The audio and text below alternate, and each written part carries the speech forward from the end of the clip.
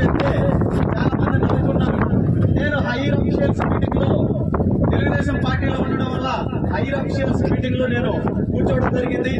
ఆ తర్వాత నేను చెప్తే చాలా మంది ఈయనేదో మామూలుగా వాళ్ళ దగ్గర ఉన్న వెంచుల్లో ఉన్న ప్లాట్లు అమ్ముకోవడానికి చెప్తున్నట్టున్నాడని చెప్పి చాలా మంది అనుకున్నారు.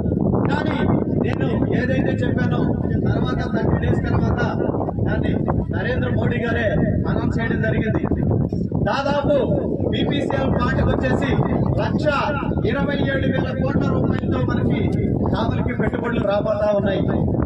దాదాపు 6,000 ఎకరాలు ల్యాండ్ కూడా ఆ కంపెనీకి అవసరం అవుతుంది. తద్వారా మనకి అఫీషియల్ గా అనఫీషియల్ గా దాదాపు 70 నుంచి 80,000 ఉద్యోగాలు మన ఖాతాలు రాబోతున్నాయి. దాంతోపాటు ఇండో సోలార్ కంపెనీ కూడా అంతకుముందు వైసీపీ ప్రభుత్వంలో